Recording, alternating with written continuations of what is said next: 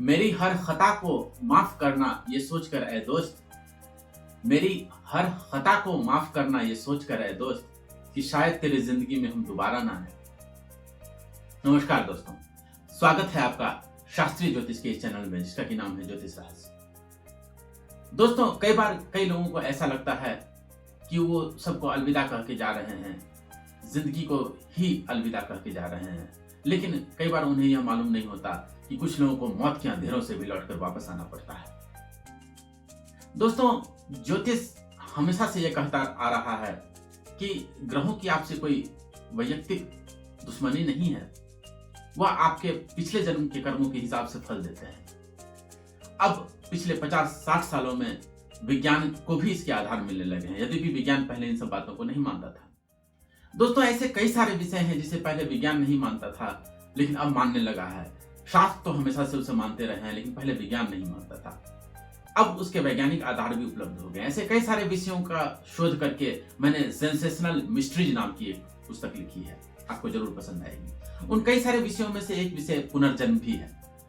दोस्तों, आज से करीब 50-60 साल पहले यूनिवर्सिटी ऑफ वर्जीनिया में प्रोफेसर इयन स्टीवेंसन साइकोलॉजी के प्रोफेसर हुए। उन्होंने पुनर्जन्म आदि के विषय को पाश्चात्य जगत में प्रतिष्ठित किया। उन्होंने यूनिवर्सिटी ऑफ वर्जीनिया में डॉप्स की स्थापना की, डिवीजन ऑफ परसेप्चुअल स्टडी। वहां केवल परामनोविज्ञान पे शोध होता था। ऐसे कोई भी बच्चे जिन्हें अपने पिछले जन्म की बातें याद हों, प्रोफेसर इयन स्टीवेंसन जाकर के उस घटना स्थल पर जाकर के उन देशों में भ्रमण करके उन बातों की पुष्टि करते थे कि ये बच्चा जो कह रहा है वो सही कह रहा है कि नहीं। और उन्होंने उन सारे बातों को, दस्तावेजों को उन्होंने लिखित रूप दिया। ऐसे कई सारे केसेस उन्होंने अपनी पुस्तकों में लिखे हैं। मैं एक दो केस आपके लिए आज लेकर के उपस्थित हुआ हूं। पहला केस है रॉबर्ट स्नो का। वो एक प्राइवेट डिटेक्टिव थे और उन्होंने क्राइम डिपार्टमेंट, पुलिस वगैरह में भी उन्होंने काम किया है। एक बार वो किसी पार्टी में गए और किसी ने उनसे PLR के बारे में जिक्र किया। PLR पास्ट लाइफ रिग्रेशन को कहते हैं, एक थेरेपी होती है जिसमें व्यक्ति को पिछले जन्म में ले जाया जाता है। तो वो इन सब बातों पे विश्वास नहीं करते थे। तो उस व्यक्ति ने कहा कि भाई, बैठे बैठे विश्वास नहीं करता हूं कहने से नहीं होगा, ये आर्मचेयर फिलोसफर जैसे बातें मत करो। क्या आपने प्रयोग किया है? क्या आपने इस दिशा में कोई कदम उठाए हैं? रॉबर्ट स्नो बोलता, हाँ बात तो सही है, प्रयोग करके देखना चाहिए। वो तैयार हो गए, यद्यपि वो विश्वास नहीं करते थे पुनर्जन्म आदि पे। PLR के दौरान उन्हें दिखाई पड़ा कि वो एक हंचबैक महिला की तस्वीर बना रहे हैं। हंचबैक मतलब जो कुब्जा होती है, जिसकी कुबड़ी निकली होती है, कुबड़ी औरत जिसको कह सकते हैं, तो उसकी तस्वीर बना रहे हैं। तो उन्हें लगा कि ये पिछले जन्म में था, लेकिन पुनर्जन्म में तो वो विश्वास नहीं करते थे। तो उस तरह की पेंटिंग की खोज में निकल गए। खोजते खोजते उन्हें कहीं नहीं निकला। अंत में वो इस कार्यक्रम को स्थगित ही कर देना चाहते थे क्योंकि उन्हें विश्वास हो गया था कि ये पुनर्जन्म आदि कुछ नहीं होता। लेकिन एक जगह पेंटिंग प्रदर्शनी में वो गए और वो देख के हैरान रह गए कि वो जो पेंटिंग जो उन्हें PLR थेरेपी के दौरान दिखाई पड़ी थी, सच में वो पेंटिंग वहां पे उपलब्ध है। वो तो बहुत हैरान रह गए। लेकिन एक अच्छी बात हुई, उन्हें पता चल गया कि वो पेंटिंग किसने बनाई थी। पेंटिंग बनाने वाले थे कैरोल बेकविथ। और तब उन्हें याद आया कि मैं पिछले जन्म में एक महिला थी जिसका कि मेरा नाम था कैरोल बेकविथ और मैंने ही वह पेंटिंग बनाई थी।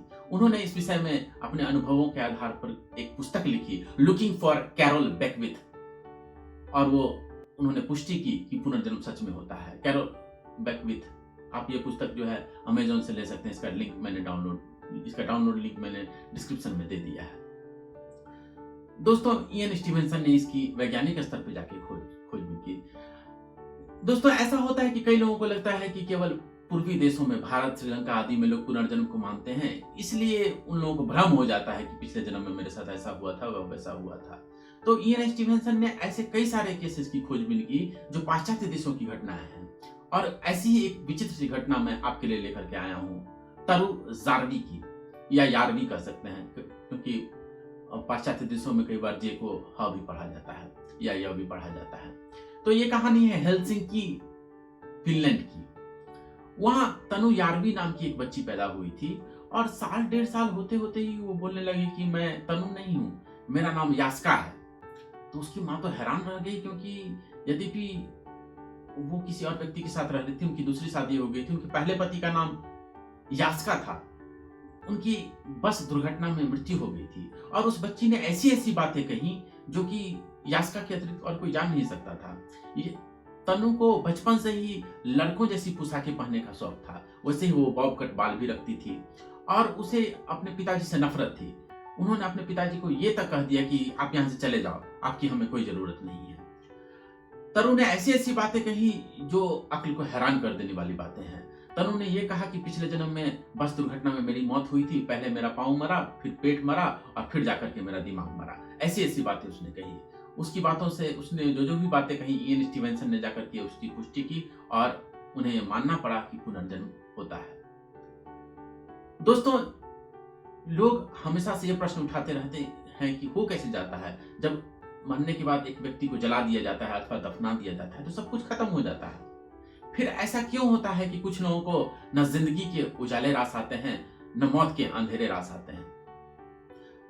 क्यों वो लोग मौत की वादियों से भी लौटकर वापस आ जाते हैं? ये तो कोई नहीं जानता। विज्ञान के पास इसका जवाब नहीं है, लेकिन ऐसा होता है। अब इसकी पुष्टि वैज्ञानिक स्तर पे हो चुकी है। दोस्तों, ये जो डॉप्स के बारे में मैंने कहा था, department of division of perceptual studies, वहां एक प्रोफेसर है, प्रोफेसर जिम टकर। उनके साथ और भी कई सारे मनोवैज्ञानिक हैं जो इस विषय में दिन रात शोध में लगे हुए हैं। और जहां कोई बच्चा बोलता है कि मुझे पिछले जन्म की घटनाएं याद हैं, तो उस घटनाओं की वैज्ञानिक स्तर पर शोध करते हैं। इस विषय में नेटफ्लिक्स पर एक डॉक्यूमेंट्री है, सर्वाइविंग डेथ। अगर आपको मौका मिले तो इसे जरूर देखें, आपको जरूर पसंद आएगी। प्रोफेसर जिम टकर ने एक पुस्तक लिखी है अपने जिंदगी भर के शोध के आधार पर, और उस पुस्तक का नाम है लाइफ बिफोर लाइफ। तो दोस्तों, अनेक मनोवैज्ञानिक इस विषय में शोध कर रहे हैं। यह विज्ञान का एक क्षेत्र बन चुका है, परामनोविज्ञान। पुनर्जन्म एक अवैज्ञानिक, एक कपोल कल्पना नहीं, विश्वास का विषय नहीं है। ये एक वैज्ञानिक तथ्य है, एक सत्य है। ज्योतिष हमेशा से पुनर्जन्म पर विश्वास करता रहा है और पिछले जन्म की घटनाओं का और पिछले जन्म के कर्मों का भी विश्लेषण ज्योतिष में हमेशा से होता आया है। दोस्तों, ऐसे ही गंभीर विषयों पर ज्योतिष की दृष्टि जानने के लिए इस चैनल पर बने रहें ज्योतिष रहस्य पर। आपका बहुत बहुत